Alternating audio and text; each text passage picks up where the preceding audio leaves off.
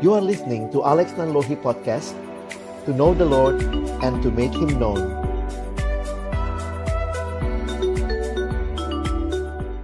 Ya, selamat malam Bapak Ibu sekalian, Bob Sukisen. Senang bisa ketemu lagi, bisa lihat wajah melalui Zoom ini Bapak Ibu sekalian. Saya bersyukur buat kesempatan malam hari ini. Temanya menarik sekali karena ini juga satu sisi pasti tidak mudah begitu ya. Di dalam kita melalui pergumulan di tengah-tengah kehidupan keluarga. Dan saya tidak tahu apa alasannya kenapa yang dipilih gambarnya adalah menantu perempuan dengan mertua perempuan begitu ya. Mungkin kalau yang dipilih gambarnya adalah menantu laki-laki dan mertua laki-laki bisa main catur gitu ya, atau bisa nonton bola bareng gitu. Tapi kayaknya yang lebih bergumul apa memang perempuan ya? Ya tentu tidak mudah juga ya. Semua mungkin punya pergumulan di dalam bidang ini, karena ini juga temanya rukun ribut gitu ya. Serial mertua dan menantu. Wah, ini jadi hal yang unik Bapak Ibu sekalian ya. Sehingga ada joke yang bilang, siapa perempuan yang paling berbahagia di dunia? Hawa ya, tidak punya mertua katanya. Ya, tapi Bapak Ibu sekalian, Adam juga tentunya begitu ya, tidak punya mertua. Tapi dalam kaitan kehidupan Kristiani, saya pikir justru kita bersyukur melihat bagaimana Tuhan menghadirkan orang-orang yang juga menjadi bagian dari keluarga besar kita pada akhirnya. Kalau kita ingat bagaimana Allah adalah Allah yang mencipta, Dia adalah Allah yang menciptakan manusia di dalam relasi. Ya, Allah menciptakan manusia di dalam relasi yang indah. Dan relasi yang paling sederhana, paling kecil adalah keluarga. Nah, ketika Tuhan memberkati keluarga, kita melihat ini rancangan yang indah yang Tuhan sudah sediakan bagi dunia ini. Bukan hanya bagi orang yang mengalaminya, tetapi melalui keluarga lah Tuhan menggenapkan rencananya bagi dunia ini. Tetapi kita juga sudah memahami bahwa manusia jatuh ke dalam dosa, sehingga gambaran keluarga itu, wah ini gambarannya kayak keluarganya Bart Simpson seperti ini Bapak Ibu sekalian ya. Tidak mudah. Jangankan ngomong mertua, jangankan ngomong menantu ya, bicara kepada sesama anggota keluarga aja mungkin juga ini jadi pergumulan di banyak kehidupan keluarga. Karena itu satu kutipan yang menarik menuliskan begini, "The nearest thing to heaven on earth is a happy Christian home." Ya, memang menarik sekali bagaimana Tuhan pun berbicara kepada kita di dalam bahasa-bahasa keluarga. Allah memperkenalkan dirinya sebagai Bapa, Yesus disebut sebagai anak, kita saudara-saudara seiman disebut saudara-saudari. Itu bahasa-bahasa keluarga. Sehingga kalau kita berjuang melihat keluarga yang baik tentunya, kita merindukan anak-anak, orang-orang yang ada di dalam keluarga itu tidak jauh dari iman. Mengapa demikian? Saya ingat sebuah pengalaman ketika ada yang datang dan konseling. Lalu dia mengatakan begini, "Pak, saya sulit bilang atau berdoa Bapa kami." Kenapa? Karena setiap kali bicara Bapa, yang dia muncul di bayangan dia adalah ayahnya, yang adalah seorang yang pemarah, yang seringkali memukul istrinya, mama dari anak ini. Sehingga dia mengatakan, saya sulit untuk mengatakan Bapa kami, karena selalu terbayang adalah papa yang jahat, papa yang tidak peduli dengan keluarga. Dan dia mengusulkan waktu itu, boleh nggak Pak saya berdoa Mama kami yang di surga. Karena mamanya itu lebih kuat begitu ya, figur itu sebagai orang yang mengasihi dia ya. Saya katakan secara teologis tidak tepat. Tetap kamu berdoa Bapa kami. Meskipun di dunia ini kamu punya Bapa yang mengecewakan, tapi ingatlah, di surga ada Bapa yang selalu peduli dan tidak mengecewakan kamu. Nah, ini yang saya katakan tadi. Kalau saja keluarga-keluarga Kristen benar-benar berfungsi dengan baik, anak-anak nggak jauh dari iman. Karena bahasa-bahasa yang Alkitab pakai memperkenalkan Allah, memperkenalkan gereja. Itu adalah bahasa keluarga. Nah, hari ini kita bicara tentang relasi menantu dan mertua. Saya tidak tahu apakah Bapak Ibu di sini sudah ada yang punya menantu kah? Mungkin ini banyak pasutri muda, tapi mungkin juga ya ada yang akan mantu segera atau mungkin masih lama. Tapi ya ini jadi menarik ya, sehingga kita harus membahas kedua sisinya. Dan ini pastinya juga bukan hal yang sekali lagi mudah ketika manusia sudah jatuh dalam dosa. Ya, jadi kita akan lihat sama-sama. Kalau bicara tentang relasi menantu mertua di Alkitab, siapa yang kira-kira Bapak Ibu ingat? Silakan, mau diketik boleh, mau disebut boleh gitu ya. Ada nggak relasi-relasi menantu sama mertua sama menantu di Alkitab? Siapa yang Bapak Ibu ingat? Wah, Naomi Ruth ya. Kisah teladan banget gitu ya. Naomi Ruth. Apakah cuma itu? Ada lagi yang mungkin mengingat di Alkitab menantu mertua? Silakan, saya masih kasih waktu. Mungkin ada yang ingat yang lain? Ini taunya cuman Naomi Ruth saja kah? Atau ada yang lain yang terpikirkan?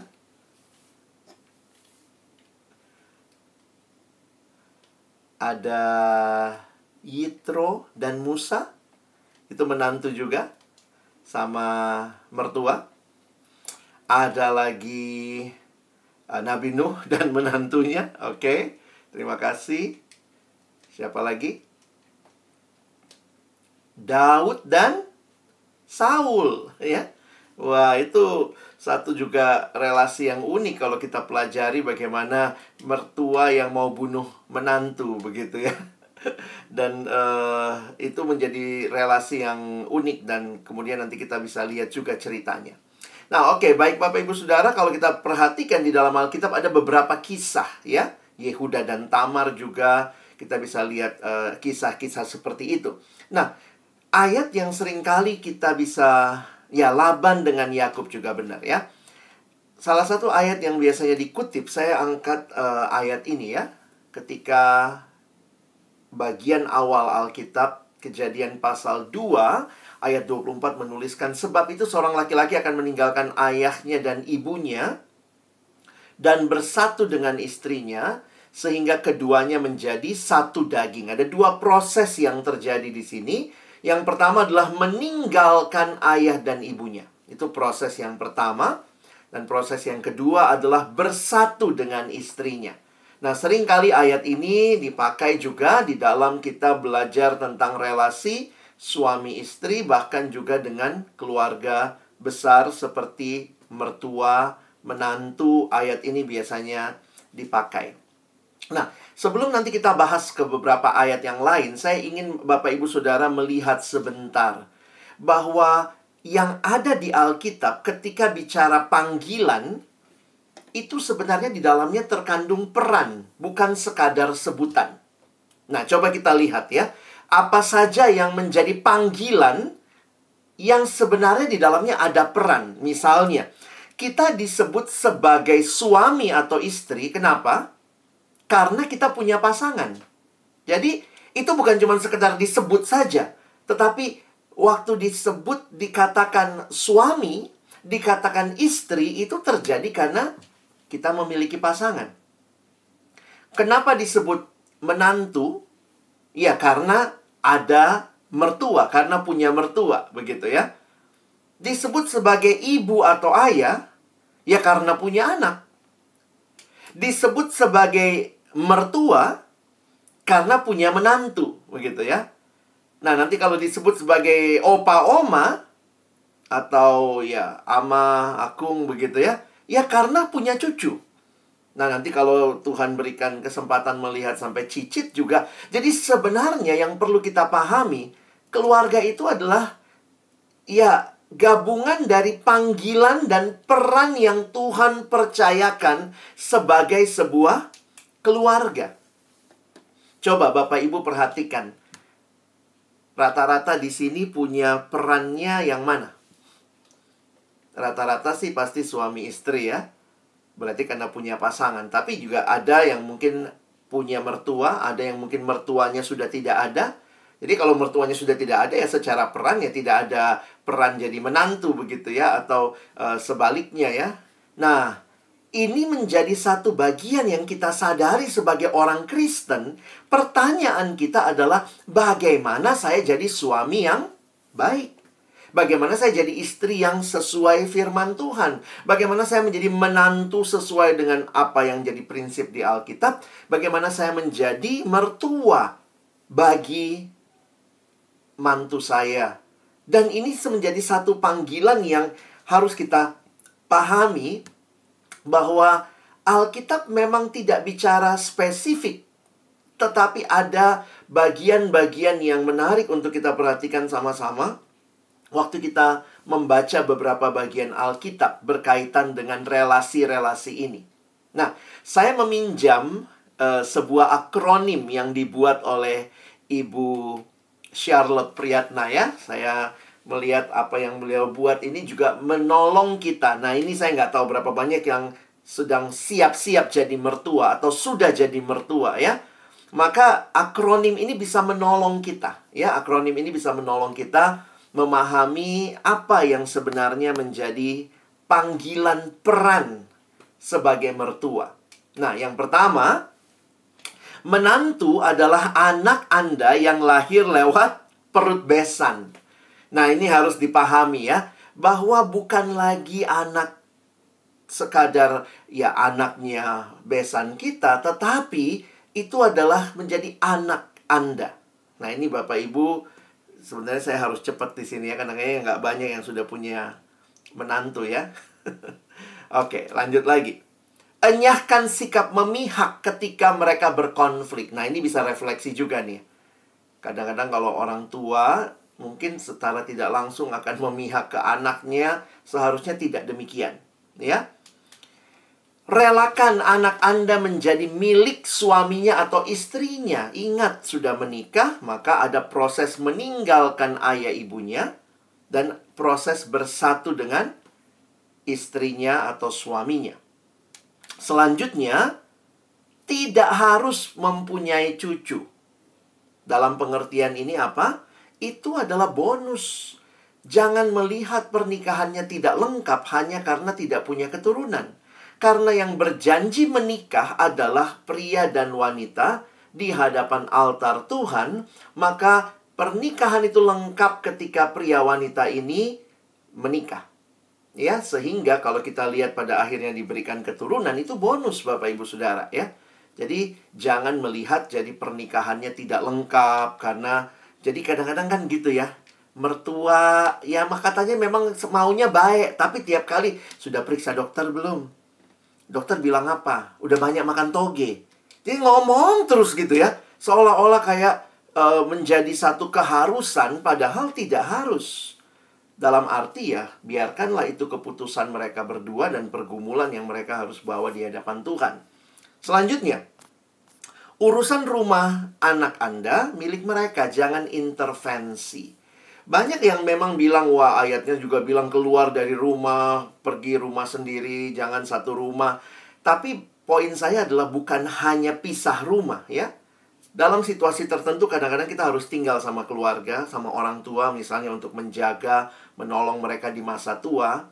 Tetapi buat mereka yang bahkan sudah keluar dari rumah orang tua, jangan sampai, nah ini yang biasa terjadi, mertua ikut ngatur gitu ya. Mertua ngatur-ngatur rumah anaknya begitu ya, barang-barang dipindahin. Bahkan kadang-kadang merasa, ih jorok banget sih suaminya, jorok banget sih istri anak gua gitu ya. Nah itu yang kita harus pahami, urusan rumah anak Anda milik mereka, jangan intervensi. Kalaupun ada cara memberitahu yang baik ya, pakailah cara yang baik ya. Jadi jangan merasa punya hak hanya karena adalah mertua.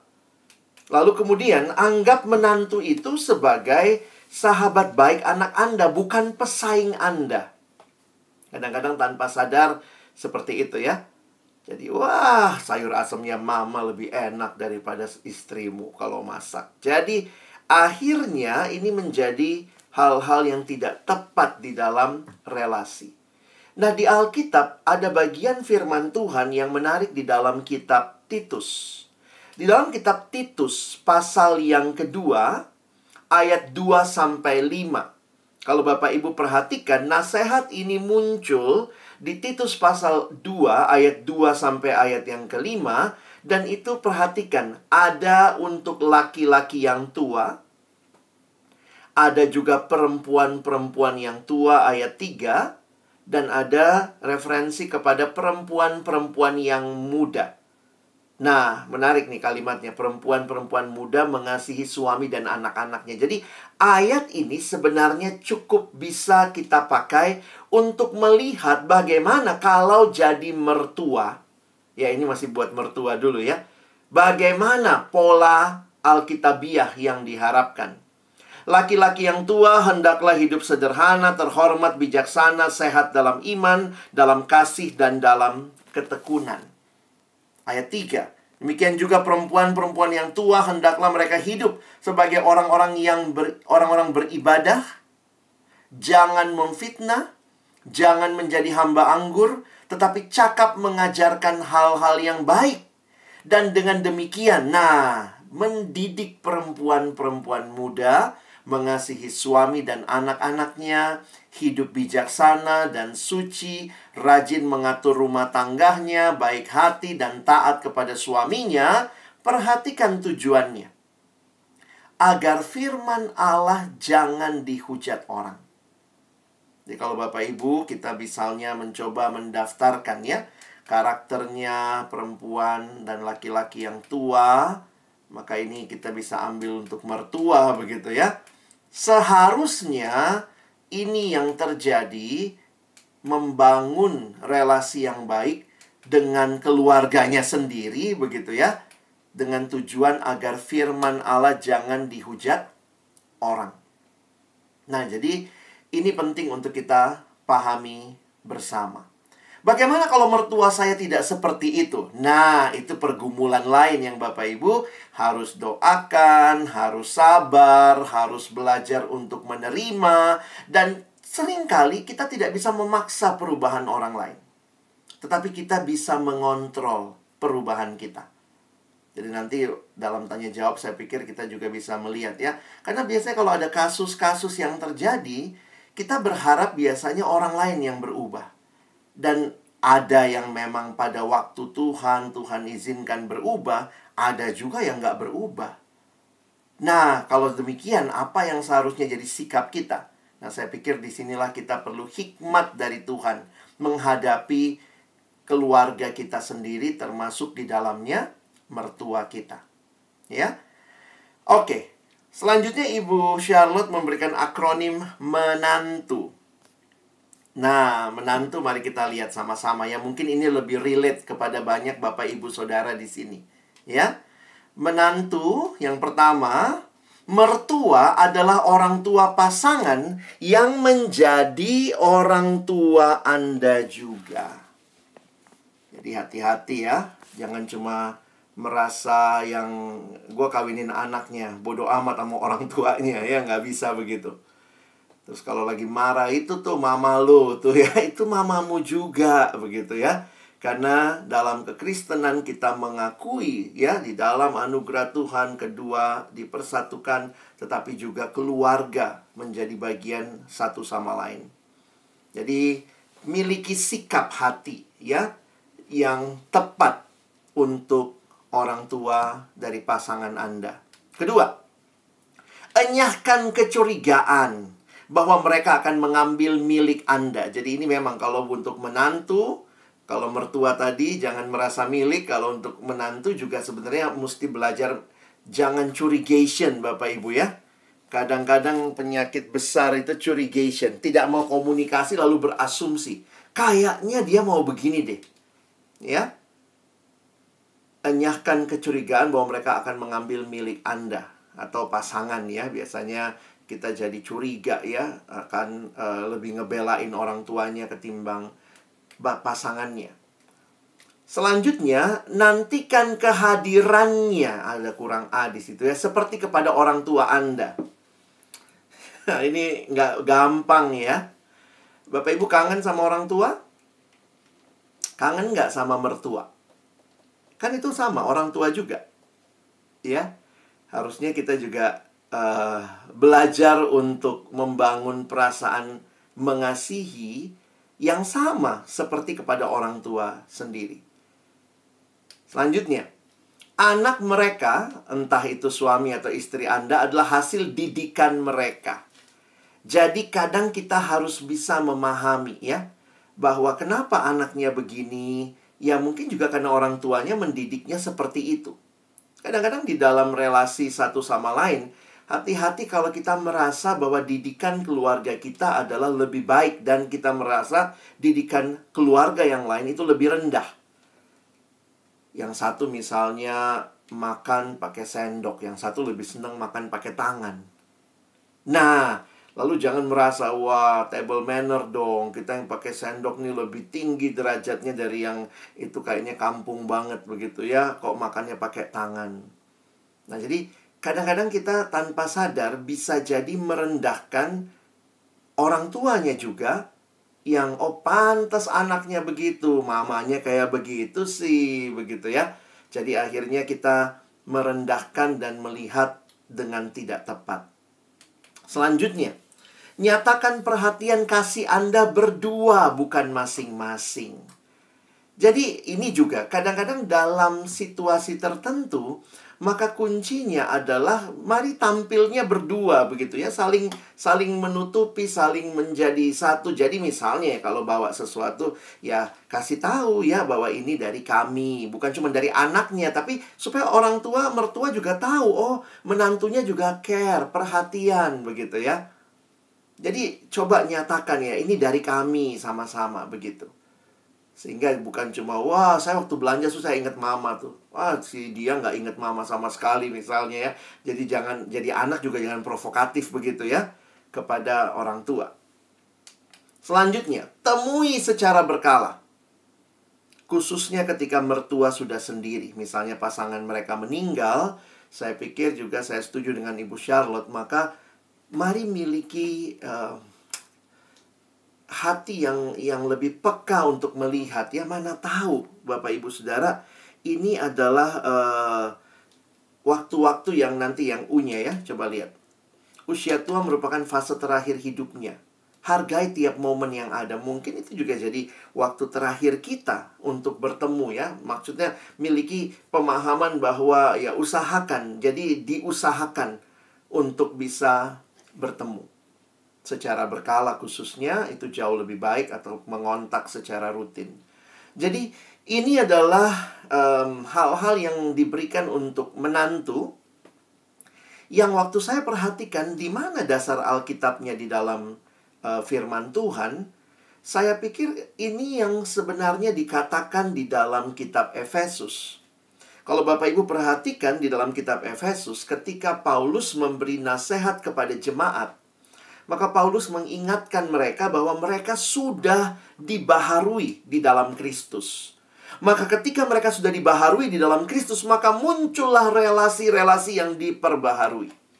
Nanti Bapak Ibu bisa baca, saya tidak akan ajak kita baca semua bagian ini. Tetapi yang menarik, bahwa relasi yang pertama dan utama yang harus mengalami perubahan, kata Paulus, adalah di dalam kehidupan rumah tangga, dalam kehidupan keluarga. Nah, nanti kalau Bapak Ibu baca, salah satu yang menarik sebenarnya begini. Di Alkitab kita, pembagian ayatnya, kalau lihat nanti Alkitab cetak, ayat 21, pasal 5 ayat 21, itu masuk ke perikop di atasnya.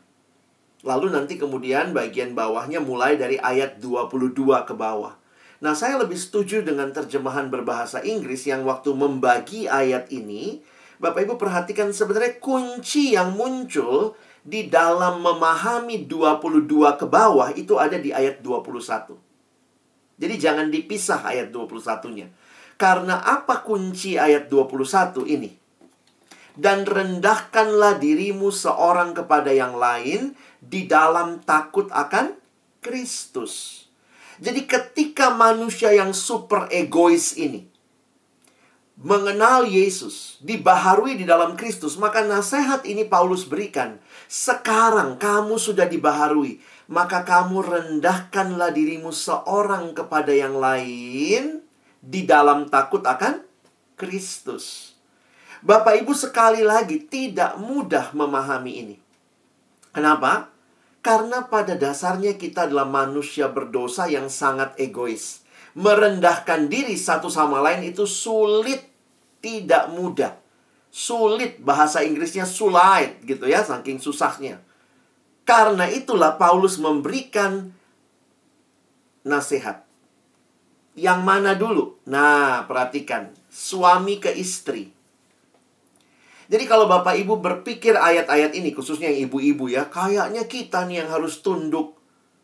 Sebenarnya kalau Bapak Ibu mengerti ayat tadi, ayat 21, siapa yang harus merendahkan diri? Istri saja kan? Tidak. Istri dan suami, suami dan istri. Ini dua-duanya harus punya ketundukan dengan bahasa yang Paulus pakai ya. Hai istri, apa kalimatnya? Tanduklah suamimu. Bukan ya? Tunduklah kepada suamimu. Tetapi lihat, apa wujud nyata suami merendahkan diri? Perhatikan ayat 25. Hai suami, kasihilah istrimu sebagaimana Kristus telah mengasihi jemaat dan telah menyerahkan dirinya baginya. Bagaimanapun juga bagi kamu masing-masing berlaku. Kasihilah istrimu sendiri, istrimu seperti dirimu sendiri, dan istri hendaklah menghormati. Jadi kata tunduk jangan dilihat sebagai sebuah kesempatan menyiksa istri. Tetapi justru istri hendak menghormati suami yang mengasihi dia. Jadi ini yang kalau kita perhatikan, relasi suami istri perlu untuk memiliki hal seperti ini setelah dibaharui di dalam Kristus. Nah, lalu kemudian relasi apa lagi yang perlu saling tunduk? Perlu saling merendahkan diri. Selanjutnya Paulus mengingatkan tentang relasi orang tua dan anak. Jadi sekali lagi, jangan berpikir anak saja yang harus merendahkan diri kepada orang tua. Tetapi orang tua juga punya peran yang harus mereka lakukan. Nah, disinilah saya bisa mengambil bagian ini sebagai bagian perluasan terhadap relasi menantu dan mertua. Tentu kita semua harus berjuang ya. Yang jadi mertua berjuang, yang jadi menantu berjuang juga. Ada dua kata kunci untuk anak. Taatilah dan hormatilah. Perhatikan dua kata kuncinya. Taatilah dan hormatilah. Sementara ada dua frasa kunci untuk anak ke orang tua. Orang tua ke anak ya. Lihat ayat 4. Jangan bangkitkan amarah di dalam hati anak-anakmu, tetapi didiklah mereka di dalam ajaran dan nasihat Tuhan. Ini seirama dengan yang tadi ya. Yang tua ke yang muda harus mendidik supaya mereka belajar. Kira-kira seperti itu. Nah, jadi kalau Bapak Ibu perhatikan, di dalam, ini bukan cuma di dalam tradisi budaya ya. Apalagi kalau orang Tionghoa itu sangat menghormati orang tua. Tetapi ini bukan sekadar tradisi, ini firman Tuhan. Bahkan bentuknya perintah. Taatilah, hormatilah. Nah, seorang penafsir mencoba membedakan ya. Taatilah ini ada embel-embelnya Bapak Ibu ya. Taatilah orang tuamu di dalam Tuhan. Nah, apakah kita harus selalu taat mutlak kepada orang tua? Nah, ini jadi pertanyaan kalau saya tanya sama anak remaja. Boleh nggak taat sama orang tua? Wah, ini orang tua langsung pada protes gitu ya. Jangan ngajarin begitu dong, Boksu, Muse. Nanti mereka jadi nggak taat begitu ya. Tapi sebenarnya kalau lihat ayatnya, bolehkah tidak taat kepada orang tua? Boleh. Kalau yang orang tua minta tidak sesuai dengan kehendak Allah. Meskipun orang tua wakil Allah, bukan berarti semua yang mereka minta harus kita lakukan hanya karena kita taat. Karena taatnya di dalam Tuhan. Sehingga urutan ketaatan, ketika saya mentaati orang tua, saya tetap harus mentaati mereka di dalam ketaatan tertinggi saya kepada Tuhan. Jadi jangan taat bodoh-bodoh ya, jangan taat buta begitu ya. Misalnya saja, ini contoh ekstrim sekali. Tapi misalnya orang tua bilang, ayo nak, kita pergi bunuh anak tetangga. Apa harus ditaati? Jadi hati-hati. Ya, dalam hal ketaatan, kita punya pilihan untuk lakukan atau tidak lakukan. Tetapi yang menarik yang keduanya, hormatilah. Di dalam hal menghormati, tidak ada pilihan. Dengan pengertian ini, apa maksudnya? Mau bapakmu baik atau tidak baik, mau bapakmu bertanggung jawab, tidak bertanggung jawab, mau orang tuamu jahat atau baik, kita tidak punya pilihan selain menghormati mereka. Demikian juga kepada mertua. Kadang-kadang kita berpikir ya, kalau saya nggak mentaati dia, ya udah saya nggak mau hormat sama dia. Alkitab tidak kasih choice itu. Sehingga ketika seorang anak yang di-abuse oleh orang tuanya kadang-kadang suruh dia, waktu itu dia disuruh pasang togel, Bapak Ibu ya, judi buntut. Pergi pasang. Lalu kemudian dia bilang, saya bergumul kak, saya tahu saya nggak mau lakukan itu.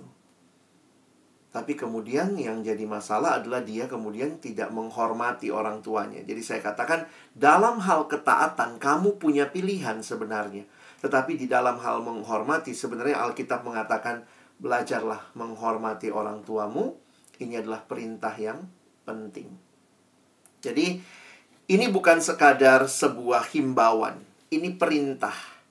Dalam terjemahan bahasa Indonesia sehari-hari, kira-kira begini kalimatnya. Saudara-saudara yang menjadi ayah, nah ini tanggung jawab juga ya jadi mertua. Jangan memperlakukan anak-anakmu sedemikian rupa sehingga mereka menjadi marah. Sebaliknya besarkanlah mereka dengan tata tertib dan pengajaran Tuhan. Dalam terjemahan yang lain, ini terjemahan firman Allah yang hidup. Dan sekarang sedikit nasihat kepada orang tua, para orang tua. Jangan terus-menerus menggusari dan mencari-cari kesalahan anak-anak saudara. Sehingga membuat mereka marah dan jengkel.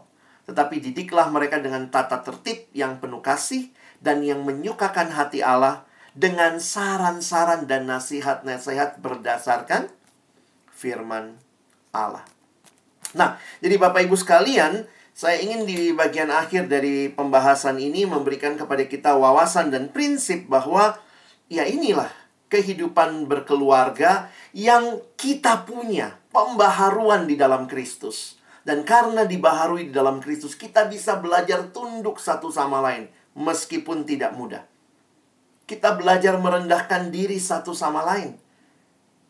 Dan di dalamnya Tuhan sedang juga memproses kita.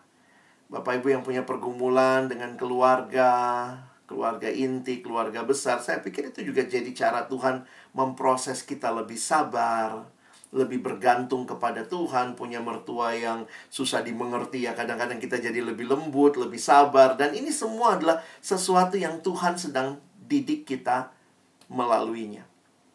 Dalam hidup ada hal-hal yang tidak bisa diubah. Saya pernah belajar, ada sekitar katanya 10 hal begitu ya, yang tidak bisa diubah. Nah, kalau tidak bisa diubah, jangan berusaha mengubah, karena nggak bisa diubah.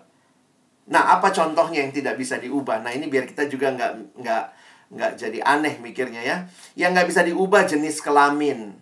Sekarang bisa operasi, bisa sih. Tapi kan dari sononya kita nggak bisa mesen ya. Tuhan, saya cowok dong, saya cewek dong gitu ya. Lalu yang kedua, kita nggak bisa milih keluarga kita siapa. Kita nggak bisa milih orang tua kita siapa. Jadi makanya kalau Bapak Ibu misalnya kesel sama mertua gitu ya, gue cuma sayang anaknya, nggak mau sayang orang tuanya. Wah, nggak bisa. Anak itu nggak pernah milih kok ada di keluarga itu. Siapa yang naruh di situ? Berarti Tuhan yang naruh di situ. Bapak Ibu nggak terima orang tuanya, berarti Bapak Ibu sedang tidak menerima Tuhan dong ya, sebagai yang memberi di situ. Apalagi yang nggak bisa diubah? Urutan lahir. Ini mau doa semalaman, Tuhan jadikan saya kokoh. Tapi begitu amin masih tetap, ya mungkin kalau dia anak bungsu ya tetap dede gitu ya. Urutan lahir itu nggak bisa dipesen. Berarti ada maksud Tuhan di situ ya.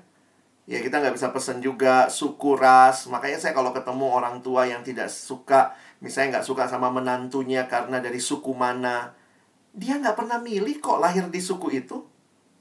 Jadi hati-hati gitu ya. Mungkin kita punya preferensi, coba carilah yang sama-sama kita lah, adatnya, rasnya. Tapi ketika kemudian ada jatuh cinta di luar ras tersebut, maka kita nggak bisa mengatakan nggak boleh begitu ya. Kita mesti melihat. Nasihat penting, tapi pada akhirnya keputusan harus diambil oleh yang menjalani ya. Ini nggak bisa dipesan. Kita nggak bisa pesan juga golongan darah kita apa. Dan ini ada 10 hal lagi ya. Nah, sementara pada saat yang sama kita mesti lihat ada hal-hal yang bisa diubah. Apa yang bisa diubah? Kebiasaan buruk bisa diubah, sifat yang buruk, karakter yang buruk. Ini kan sebenarnya bisa diubah. Nah, kalau kita makin bertumbuh di dalam Kristus, harusnya kita makin terus makin serupa Yesus. Berarti mengikis hal-hal yang buruk dan membangun hal-hal yang baik. Nah, kadang-kadang manusia tuh suka begini ya. Yang tidak bisa diubah, dia mau ubah. Yang bisa diubah, dia bilang nggak bisa. Saya memang pemarah, saya memang pemarah. Mau apa? Papaku pemarah, gue juga pemarah. Loh, itu bisa diubah begitu ya. Nah, maka hati-hati. Makanya ada satu doa namanya Serenity Prayer. Doanya menarik ya, dia bilang begini. Ronald Niebuhr. Tuhan berikanlah saya ketenangan di hati untuk menerima apa yang tidak bisa diubah. Keberanian untuk mengubah apa yang saya bisa ubah. Tapi yang terlebih lagi, berikan saya hikmat untuk membedakan mana yang bisa dan mana yang tidak bisa. Nah, ini berlaku nggak ya buat mertua ya? Udah susah nih gitu ya. Tapi ya di sini mungkin Tuhan sedang memberikan kesempatan buat kita ya. Tuhan mengasihi kita apa adanya, tapi Tuhan tidak mau kita hanya menjadi apa adanya. Dia mau kita serupa dengan Yesus. Nah, kiranya ketika Bapak Ibu dapat prinsip-prinsip ini akan menolong kita juga untuk memperjuangkannya relasi kita di dalam keluarga. Jadi saya nggak bahas konfliknya, karena konflik itu banyak penyebabnya. Ya, tetapi saya hari ini memberikan prinsip untuk kita melihat apa sih panggilan peran kita. Sehingga nanti Bapak Ibu lihat ya, ada yang pada saat ini jadi anak karena orang tua masih hidup. Juga jadi mertua, menantu karena mertua masih hidup. Lalu jadi ayah, ibu karena anak sudah punya. Nah, itu semua peran itu selalu ingat. Tuhan, bagaimana sebagai orang Kristen yang baik, saya bisa menjalankan jadi papa yang baik, mertua yang baik, menantu yang baik. Sehingga ini bukan sekadar sebutan. Di dalamnya ada tanggung jawab yang Tuhan percayakan Bapak Ibu Saudara untuk emban bagi kemuliaan Tuhan. Saya berhenti sampai sini, kita bisa discuss. Terima kasih untuk kesempatannya. Terima kasih Pendeta Alex Tanori yang sudah menyampaikan prinsip-prinsip firman Tuhan ya buat kita semua tentang bagaimana kita berelasi di dalam rumah tangga, terutama di dalam hubungan rumah tangga menantu dan mertua ya. Dan tadi Pak Alex juga sudah memberikan 2 akronim yang bagus ya, satu untuk menantu, satu untuk mertua. Jadi prinsipnya sih sebenarnya kalau kita yang pada posisi masing-masing ya, seperti tadi Pendeta Alex bilang, kalau kita ngerti posisi kita, ya artinya udah nggak masalah kan dalam hidup ini, dalam keluarga. Tapi faktanya banyak kita menghadapi pergumulan-pergumulan yang ada, yang masing-masing hadapi. Oke, selanjutnya kita akan memasuki sesi tanya jawab. Saya memberikan kesempatan langsung jika rekan-rekan Pak Sutri yang ingin bertanya langsung sekarang ada. Kalau ada, saya bisa memberikan memberikan kesempatan untuk bertanya secara langsung. Adakah?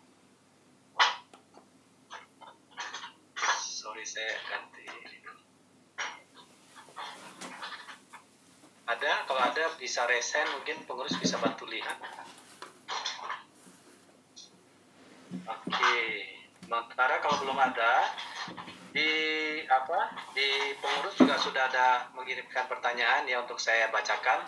Ya Pak Pendeta Alex, sudah ada 2 pertanyaan sih, ini yang sifatnya sangat praktikal ya Pendeta Alex, yang dibutuhkan untuk tipsnya dari para pasangan pasutri yang bertanya. Dari pasangan pasutri yang pertama bertanya sebagai berikut nih Pak Pendeta. Selamat malam Pak Alex, saya dan istri tinggal bareng di rumah orang tua saya. Saya mau tanya, kadang papa mama saya tuh suka curhat sama saya agar istri saya harus bangun lebih pagi, bantu kerjaan rumah dan sebagainya.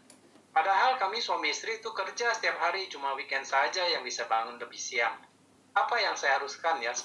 Apa yang harus saya lakukan sebagai penengah ya, Pak Pendeta? Silakan. Baik, terima kasih Pak. Di dalam relasi mertua menantu, kunci penting adalah anak. Karena anak harus menjadi penengah. Nah, termasuk di dalamnya memberikan penjelasan, walaupun tidak mudah. Jadi saya pikir memang prinsipnya sudah jelas ya. Prinsipnya sudah jelas bahwa anak ini meninggalkan orang tua.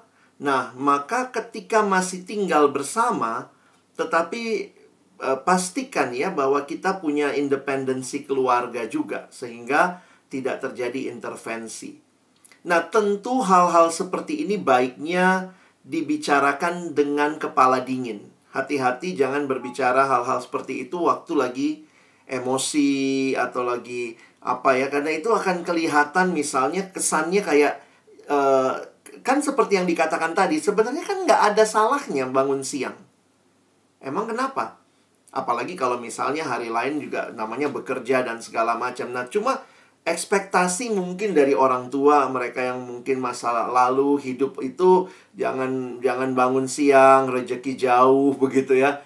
Nah, itu yang kadang-kadang anaknya harus, karena anak yang kenal orang tuanya. Maka anak akan berbicara dengan baik tentunya kepada orang tua. Dan juga tidak semua hal tuntutan orang tua itu perlu dibicarakan sebagai tuntutan ke pasangan. Nah, ini yang kadang-kadang kita mesti coba perhatikan baik-baik supaya tidak menjadi tuntutan juga ke pasangan kita. Dalam arti begini, mungkin kita juga tidak suka pasangan kita bangunnya siang, tapi kita berikan sebagai diskusi, sebagai sebuah nasihat ketimbang tuntutan orang tua kita. Nah, itu kan sesuatu yang nantinya kalau tidak dikomunikasikan dengan baik, nanti pasangan kita malah benci sama orang tua kita. Sementara kita tinggal sama-sama di dalam rumah. Nah, tapi ini kadang nggak mudah ya. Saya harus bilang nggak mudah karena orang tua juga, ya pertama, sudah dalam Tuhan nggak? Kalau belum di dalam Tuhan, kadang susah juga. Kalaupun sudah di dalam Tuhan, bertumbuh apa tidak? Karena kadang-kadang kan begitu ya, cara mereka berpikir, pokoknya saya punya kuasa atas anak saya dan keluarganya. Apalagi kan kamu yang masuk ke sini. Nah, ini kadang-kadang kita mesti sepakat dengan pasangan kita, khususnya masalah-masalah yang seperti ini ya. Saya agak susah memberi contohnya karena saya pikir saya mesti tahu case-nya ya. Tapi poin utamanya sih itu ya. Anak harus jadi kunci ngomong sama orang tuanya sendiri untuk menolong, juga tidak menjadikan, tidak mengadu dua pihak ini, baik orang tua maupun juga mertua menantunya. Mungkin itu dulu, Pak. Oke, terima kasih Pak Alex. Mungkin dari Pak Sutri yang bertanya, ada pertanyaan lanjutan nggak dari yang tadi sudah dijelaskan oleh Pendeta Alex? Ada? Oke, sebentar. Sorry, ini dari chat grup ini pertanyaan berikutnya atau lanjutannya? Oke, mungkin belum ya. Oke, mungkin pertanyaan berikutnya. Saya bacakan dulu pertanyaan yang ada di saya dulu ya, rekan-rekan Pak Sutri. Pertanyaan kedua ini dari Pak Sutri yang ada, Pendeta. Malam Boksu, bagaimana menghadapi mertua yang sebenarnya baik, tapi kadang suka terpengaruh sama teman-temannya, sehingga saya sebagai menantu suka dicurigain, berbuat yang nggak benar di luar. Kadang saya mau marah, tapi tetap tahan saja. Mohon sarannya Pak Pendeta. bagusnya ini entah bapak atau ibu tahu bahwa mertuanya baik ya, itu poin tadi. Ya, mertuanya baik ya. Nah, karena itu begini ya, saya pikir memang ini susah-susah gampang. Kalau itu nggak benar, ya udah nggak usah didengar gitu kan, selesai ya poinnya ya. Tapi ya kadang-kadang kan ini nggak enak ya, terus-menerus entah dibicarakan atau dicurigai. Sehingga saya pikir lebih baik kita kita ambil apa yang baik, sementara apa yang mungkin cuma selentingan ya kita nggak usah mikirin hal tersebut. Apalagi kalau itu kan nggak benar begitu. Jadi kita perlu juga ya untuk, misalnya begini, tidak semua hal harus ditanggapi.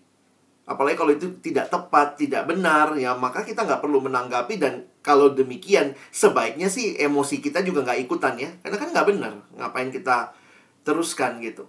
Tapi mertua saya terpengaruh. Nah, nanti lihat sejauh mana pengaruhnya. Dan kalau itu ternyata sangat menekan, maka ya melalui anaknya juga sebaiknya ngomong. Ya, sekali lagi kunci relasi mertua menantu seringkali harus ada anak yang bisa ngomong sama orang tuanya ya. Karena saya pikir tidak gampang ya, apalagi kita kan misalnya menantu masuk ke keluarga lalu tiba-tiba kita konfrontasi kepada mertua kita, itu bisa perang dunia ketiga itu. Iya, itu sih kalau yang saya pikir, Pak. Oke, baik. Terima kasih, Pak Pendeta. Iya. Berikutnya ada pertanyaan masuk lagi yang saya baca dari ruang Zoom ya. Pertanyaannya dari Nonem, pertanyaan sebagai berikut nih Pak Pendeta. Iya. Apakah manusia bisa mengubah manusia? Karena pasangan bilang bisa tuh mengubah saya. Bagaimana Pak? Mungkin bukan mengubah kali ya. Karena poinnya adalah ya saya yakin ya Tuhan yang bisa mengubah manusia. Dan kita sendiri yang mau diubah, bersedia nggak untuk diubah? Dalam arti ya Tuhan membuat kita juga perlu ada tindakan nyata dari perubahan itu. Nah, maka mungkin Tuhan bisa memakai lingkungan sekitar kita, termasuk pasangan kita, dalam rangka membawa perubahan kepada kita. Tapi kalau kita lihat pada dasarnya, pada prinsip yang paling dasar, perubahan itu sebenarnya hanyalah anugerah Tuhan sebenarnya. Nah, jadi hati-hati ketika kita punya tujuan mengubah pasangan kita. Dan apakah mengubahnya menjadi baik atau tidak? Nah, ini jadi menarik nih ya. Ya, saya cerita sedikit lah pengalaman juga dalam keluarga saya. Kadang-kadang apa yang kita pikir harus berubah seperti yang kita mau, itu cuma preferensi kita. Sebenarnya itu bukan masalah benar salah. Cuman karena itu cara yang biasa saya lakukan. Awal-awal menikah gitu ya, saya agak nggak betah dengan istri saya kalau dia ngelipat selimut itu beda sama saya. Dia lipat selimutnya itu nggak persis simetris, ujung ketemu ujung gitu ya. Nah, saya itu yang tipe ujung ketemu ujung begitu. Nah, dulu saya pikir saya harus ubah dia. Kenapa? Karena saya lebih rapih. Inilah yang rapi. Ujung ketemu ujung, persis. Awal-awal kan nggak mau nyakitin hati ya. Jadi kalau dia mandi, saya lipat ulang tuh selimut gitu ya. Tapi kan lama-lama kemudian saya sampai pernah ketemu satu teman ya dalam percakapan, karena ketemu hamba Tuhan, terus percakapan konseling gitu.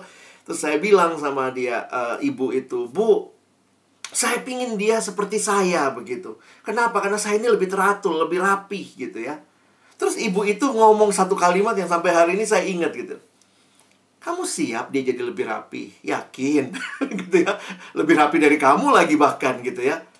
Jadi poinnya adalah seringkali hati-hati yang kita mau ubah itu apa? Apakah cuman karena kita mau ubah? Dia nggak suka makan durian. Terus karena kita married, lu married sama gue, lu mesti suka makan durian. Ngapain diubah? Itu preferensi orang. Jadi hati-hati ya kalau saya ingatkan bahwa apa yang mau diubah, jangan-jangan itu cuman sesuatu yang pola kita dididik. Kalau makan bubur pokoknya diaduk. Yang satu bilang nggak mau diaduk. Itu ngapain diubah kan?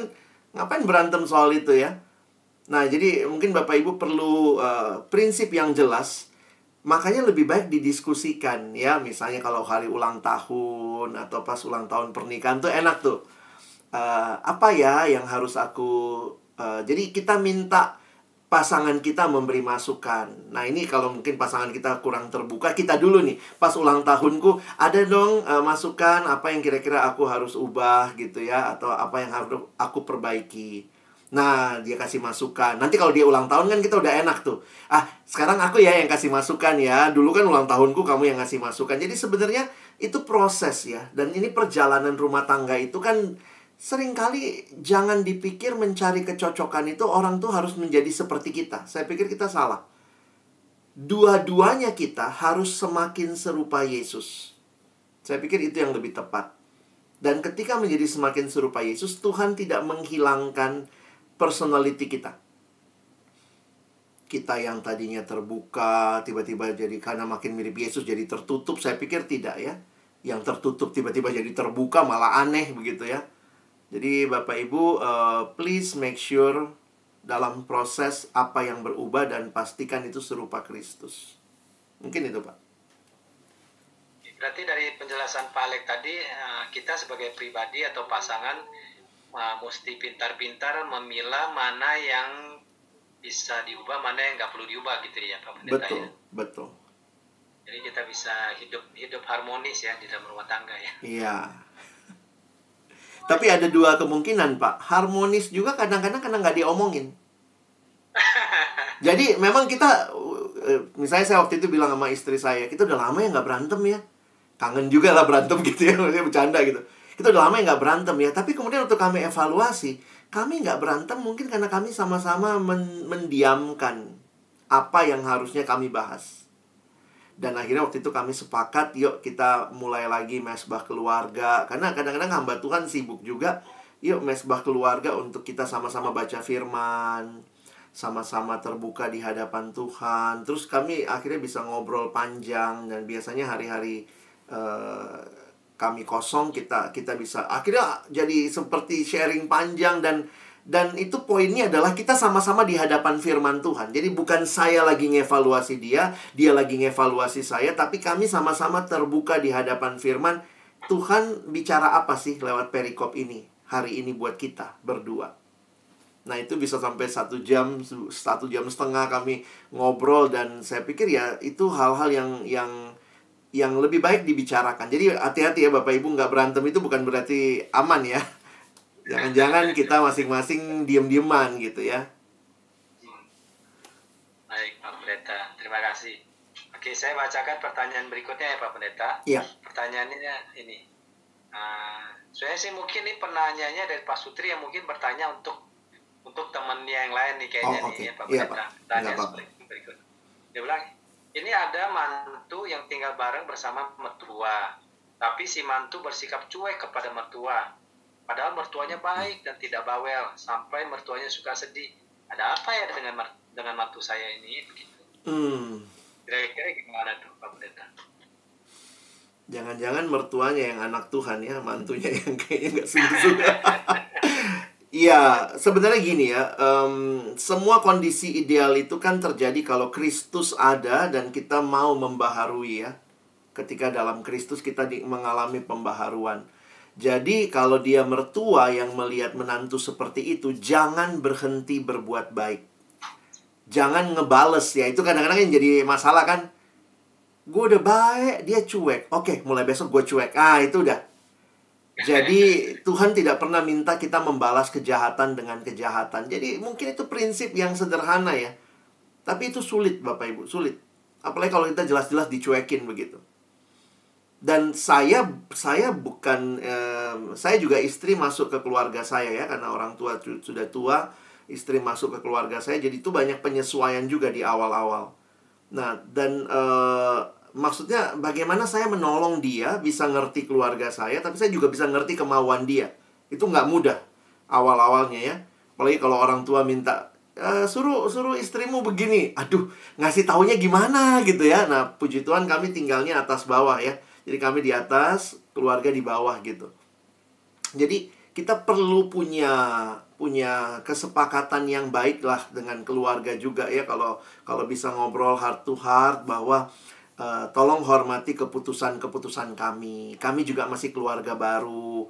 Mama berharap begitu, tapi saya kan juga masih harus berjuang ya. Dia belum biasa sama pola kita di rumah. Jadi kita yang bicarakan sebagai anak, tolong begitu ya. Karena anggaplah ya, kita sudah biasa dididik seperti itu. Sementara dia dari keluarga lain yang tidak dididik seperti itu. Lalu kita berharap dia selalu harusnya inget dong, harusnya tahu dong. Sudah berapa lama sih tinggal di sini, kok belum bisa lakukan ini? Nah, itu tuntutannya makin tinggi begitu. Nah, pokoknya jangan sampai terjadi balas dendam. Saya pikir tidak demikian. Walaupun sakit, dicuekin itu sakit, tapi ya belajarlah untuk tetap mengasihi. Mungkin itu dulu, Pak. Ya, terima kasih Pak Pendeta. Jadi kebetulan tadi kan Pak Pendeta sharing kalau Pak Pendeta maksudnya istri masuk ke keluarga ya. Iya. Berarti mungkin ada kali Pak Pendeta ya cerita-cerita di saat-saat di mana ada terjadi kesalahpahaman antara istri dengan mertua, begitu pengalaman mungkin Pak Pendeta ingat-ingat bisa sharingkan ke kami Pak. Puji Tuhannya begini Pak ya, saya bukan bilang nggak ada masalah ya, tapi saya sudah menikah 11 tahun. Mama saya adalah menantu yang diperlakukan dengan sangat baik oleh mertua. Jadi mama saya juga waktu menikah tuh masuk ke dalam keluarga papa saya. Dan ini kalau sedikit latar belakangnya, papa saya itu Ambon asli, mama saya Tionghoa Manado. Jadi itu pasti budayanya beda. Mama saya masuk ke keluarga papa saya. Dan ini yang selalu saya ingat mama saya bilang gitu ya, gue gak bisa jahat tuh sama menantu karena saya diperlakukan sangat baik oleh mertua. Nah, jadi mama saya memperlakukan hal yang sama kepada istri saya. Jadi hampir sejauh ini saya nggak bisa bilang ada konflik yang gimana banget, nggak ada. Karena pengalamannya ya, mama juga sudah dalam Tuhan, dia mengerti independensi keluarga bahwa itu keluargamu ya. Jadi saya pikir ya itu proses ya, walaupun awal-awalnya mungkin, nah saya selalu bilang mama kalau ada apa-apa, atau papa ya, waktu itu papa saya masih hidup juga, mama papa kalau ada apa-apa ngomongnya ke saya, jangan langsung ke istri saya, apalagi di awal-awal kan, karena dia kan yang baru masuk ke keluarga kita. Sebenarnya papa mama yang harus lebih berjuang mengasihi istri saya kira-kira. Kalau saya mah udah disayang sama orang tua saya, berarti orang tua saya harus berjuang mengasihi pasangan saya. Nah, tapi itu proses sih, Pak. Proses dan ya hampir pasti yang terjadi adalah kalaupun berbeda. Nah, belakangan jadi dulu awal-awalnya itu kan istri saya juga biasanya nanya kebiasaannya kayak apa. Misalnya kalau ada tamu nih ya, kan kadang bingung ya, gue keluar nggak nih? Ini tamunya perlu ditemui nggak? Apalagi kalau dibilang, wah ada keluarga yang datang. Nah, istri saya pasti nanya ke saya, saya harus keluar kah? Nah, itu enaknya juga karena kita komunikasi ya lumayan baik gitu ya. Saya bilang, iya ini keluarga deket nih, kamu mesti mampirlah keluar, halo, salaman, terus kamu masuk lagi lah gitu ya. Karena juga ngapain lu duduk di situ, lu nggak ngerti ceritanya ya, dia ceritain si om ini, tante ini. Nah, jadi saya juga harus menempatkan diri dengan baik, dan juga pasangan saya puji Tuhan bertanya. Nah, itu saya pikir komunikasinya lumayan baik sih, Pak. Wah, mantap nih pengalamannya nih. Thank you Pak Alex sharingnya. Ya. Berikutnya saya bacakan lagi ya Pak Pendeta, ada pertanyaan berikutnya. Pertanyaan sebagai berikut. Kalau menghormati orang tua, apakah boleh saya menghormati sebatas ketemu menyapa orang tua, namun tidak banyak bicara karena kelemahan dalam berkomunikasi dikecilkan supaya tidak mudah gesekan atau dosa. Dosa di sini maksudnya nggak emosi karena beda prinsip atau beda sikap. Mohon komentarnya Pak Pendeta. Iya, saya melihat banyak orang yang mengambil prinsip ini. Banyak orang yang mengambil prinsip ini ya. Batasin ngobrol supaya tidak terlalu dalam. Istri saya juga sempat mengambil posisi seperti itu ya. Karena biar bagaimana kan nggak mudah ya. Misalnya mendengar banyak hal dari keluarga yang baru yang dia masuk begitu. Nah, masa-masa itu kemudian saya pikir kita mesti lihat lebih jauh ya. Ya, kalau ternyata pertemuan-pertemuan kita yang sekali-sekali itu ya, saya nggak tahu ini berapa kali, apa satu kota atau beda kota. Kalau pertemuan-pertemuan itu ternyata menjadi hal yang menyakitkan karena berantem beda prinsip, nah, saya tetap berharap ya. Nah, Bapak Ibu yang paling tahu lah ya. Sebenarnya apakah itu kondisi yang harus diterima begitu saja? Atau bisa kita usahakan lebih baik lagi? Misalnya, kalau dia punya prinsip seperti itu, kalau enak diajak ngomong, mungkin kita bisa jadi tahu. Tanya, kenapa Mami punya kenapa mesti begitu ya, Mam? Gitu ya. Jadi kita nanyanya bukan karena gue beda nih, gue nggak bisa begitu. Kalau anak itu nggak boleh, lagi panas nggak boleh dimandiin. Orang tua dulu bilang nggak boleh. Kalau sekarang anak panas boleh dimandiin, malah disuruh gitu. Ada dokter bilang, nah itu kan kadang pola-pola beda ya. Nah, jadi kadang-kadang memang tidak dikomunikasikan tapi dibenturkan. Nah, saya harus katakan memang ini sekali lagi nggak mudah ya. Apalagi gesekan-gesekan seperti itu nggak mudah. Nah, itu kalau bisa misalnya kita tanya lebih jauh. Apakah, kenapa kayak gitu ya? Nah, mungkin dari situ kan jadi kita bisa ngobrol lebih dalam. Jadi kita nggak apa-apa. Oh, ada orang yang beda lah prinsipnya sama kita. Ya udah. Dan mungkin kalau orang tua tahu ya ini maaf ya, ini anak saya ya, bukan ini cucu-cucu tapi ini anak saya. Nah, itu kan perlu kita komunikasikan pelan-pelan ya supaya misalnya mereka menghargai juga. Dan itu semua pembelajaran, learning by doing ya. Lewatin, jalani, kita tarik aplikasi lagi. Jadi untuk kasus yang tadi mungkin pertanyaan saya itu ya. Kalau itu yang terbaik Bapak Ibu lihat sekarang, apakah masih ada lagi yang lebih baik yang bisa kita usahakan? Karena ya masih mau ketemu aja udah bagus kan. Ini kan bukan saya pokoknya nggak mau ketemu, tapi waktu ketemu saya membatasi komunikasi. Nah, apakah itu yang terbaik atau saya bisa ketemu dan saya mulai sedikit komunikasi, dengarkan anak sekarang bilang POV-nya dia ya, point of view-nya orang tua saya atau orang mertua saya. Ya nggak apa-apa, kalau beda nggak apa-apa, beda kan nggak dia paksa. Kalau dia maksa ya oke, itu urusan lain ya, kita mesti punya prinsip. Tapi selama bisa supaya ada komunikasi, itu aja sih saya pikir perlu kita berjuang. Oke, thank you Pak Alex untuk jawabannya. Kebetulan di pertanyaan yang saya terima dari pengurus juga sudah habis, dan dari Zoom chat roomnya juga sudah nggak ada. Apakah dari rekan-rekan Pak Sutri yang ada di sini mau bertanya langsung nggak? Apakah masih ada? Adakah? Nggak ada ya. Oke, mungkin sebagian yang seputar yang tadi lah ya, Pak Pendeta Alex ya, yang dialami, yang sudah bisa ditanyakan. Semoga yang diberi jawabannya bisa cukup membantu ya buat kita semua, para Pak Sutri ya, terutama kan kita yang banyak kan masih dealing dengan mertua lah ya.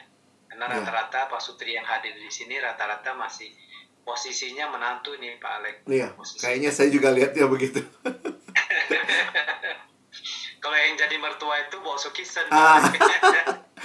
Itu bagian Boksukisan nanti banyak bahas soal jadi mertua ya. Oke, ternyata ini masih ada pertanyaan lagi nih, boleh saya bacakan ya? Boleh Pak. Boleh ya Pak Alex ya? Boleh Pak. Oke ya, pertanyaan berikutnya begini Pak Alex.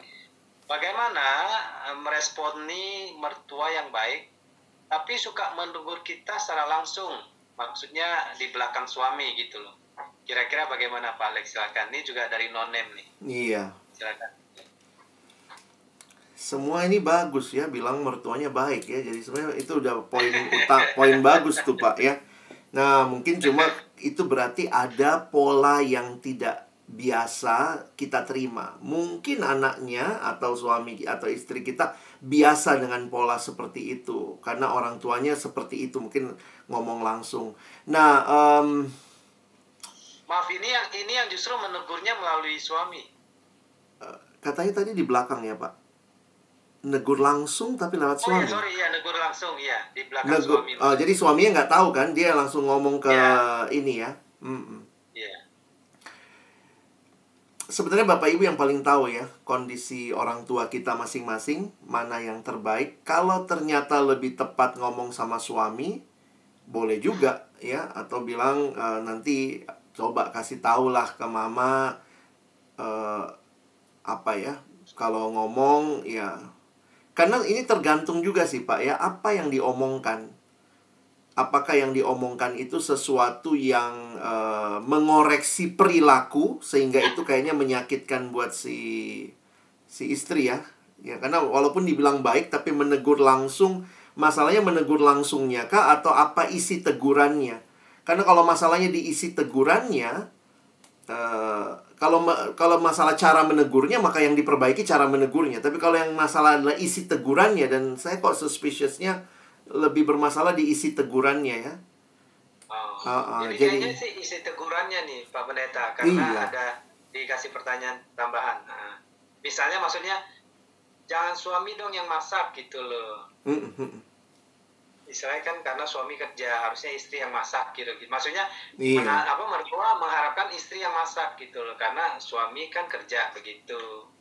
Gitu loh Pak. Sebenarnya di satu sisi kita perlu juga untuk misalnya bicara sama-sama, misalnya kalau lagi enak suasananya, nah termasuk anaknya sih harus tahu ya bahwa ada komplain seperti itu dari orang tuanya, maksudnya yang anaknya, sehingga bersama-sama nanti bisa ngomong gitu. Iya, kami memang sepakat misalnya nggak masalah dia yang masak gitu ya. Nanti kalau capek saya pasti minta bantuan kok Mi gitu Pak, atau jadi anaknya yang mesti ngomong begitu ya, supaya juga orang tua tidak melihat seolah-olah istri ini membiarkan suaminya.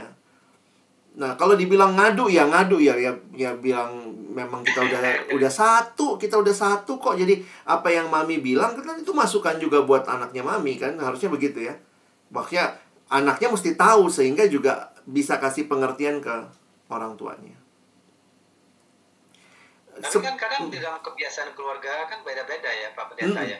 Ada tipikal keluarga yang suka menegur langsung ke menantu. Ada yang tipikal keluarga yang memberitahu ke anak dulu. Itu apa maksudnya kalau menurut Pak Pendeta baik yang mana ya? Sebenarnya nggak ada benar salahnya sih Pak ya. Karena kan maksudnya Pak, poinnya adalah dia menyampaikan. Cuma mungkin itu yang saya bilang tadi, jangan-jangan memang kebiasaannya dia seperti itu. Ke anaknya pun begitu cara negurnya. Nah, kita kan yang masuk ke keluarganya dia kaget gitu. Gile, gue orang baru main tegur aja, emang gue pembantu gitu ya. Nah, kadang-kadang kan kita yang merasa seperti itu. Nah, ya ini kalau kita mau nggak bawa perasaan ya, tapi susah sih nggak bawa perasaan ya. Ya udah dengerin aja, ya lu mau bilang apa istilahnya, tapi kan sebenarnya saya tetap menghormati gitu. Nah, itu makanya kalau saya pikir sih paling baik anaknya yang akan bicara juga. Pada saat makan misalnya, Mi memang kita sepakat nih minggu ini saya yang masak kok gitu misalnya ya. Jadi karena apa yang ditegur itu tuh kalau dia memang kebiasaannya tegur langsung, banyak tuh pasti nanti masalah ini dia bilang lagi, masalah ini dia bilang lagi. Nah, hal-hal kayak begitu tuh sebenarnya paling gampang ya Bapak Ibu ya ikutin prinsip tidak satu rumah itu menolong untuk tidak intervensi. Itu ideal ya. Tetapi kan tidak semua kita hidup dalam kondisi ideal. Kadang-kadang kita harus masuk ke keluarga, orang tua sudah tua, kita harus jaga atau apa. Nah, itu membuat kita harus bisa punya titik kompromi. Dalam arti begini ya, sudahlah. Selama yang dia tegur itu tidak nyakitin banget ya, cuma masalah-masalah yang seperti itu, saya memang nggak nyaman, tapi oke lah, saya belajar mengerti. Poinnya adalah siapa yang mau berubah kan? Ngubah yang sana udah tua, berarti mungkin kita mengubah perspektif kita kalau ditegur langsung. Kalau memang sudah tidak suka banget, ya ngomong. Tapi ya ngomong begitu kan biasanya kemungkinan yang tua merasa dia benar gitu. Jadi kadang situasi rumah tangga tuh nggak ada rumusnya sih ya Bapak Ibu ya. Jadi beginilah, kita tahu prinsipnya. Kita dengan hikmat Tuhan coba kita ambil beberapa tindakan konkret. Doakan beberapa lama. Terus kayaknya gue nggak seneng deh ditegur langsung. Ya udah, kita doa, ya kita ngomong ke mertua kita atau ngomong ke ke suami atau pasangan kita lah. Tapi jangan balas dendam ya. Poin saya selalu itu tuh. Dalam relasi kasih, bukan balas dendam. Dalam arti begini. Lu tegur gua langsung. Oke, besok gua tegur lu langsung nih. Gantian gua tegur mertua langsung. Boleh dong. Dia aja tegur gua langsung. Oke deh. Besok gua juga tegur gitu. Mami jelek banget dandanannya. Misalnya gitu ya. Nah, itu hati-hati itu. Karena satu sisi adalah dari hati kita pun juga hatinya udah mau balas dendam. Jangan seperti itu. Ada caranya lah. Kalau masih belum ada caranya, ya udah Tuhan suruh kita berdoa ya, tunggu waktunya Tuhan gitu. Ya, ada juga loh yang berdoa tuh, kapan mertua gue kembali kepada Tuhan ya. Hati-hati tuh ya. Banyak juga yang akhirnya karena udah bohwat sama mertua gitu ya. Ya udahlah kita tunggu Tuhan panggil gitu.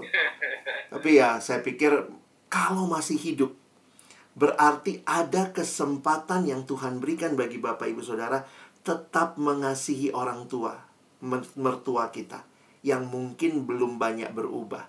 Nah, kasih kita yang lebih luar biasa bertumbuh. Nah, saya pikir itu jadi cara Tuhan membentuk kita, bukan hanya membentuk orang lain. Thank you, Pak Alex.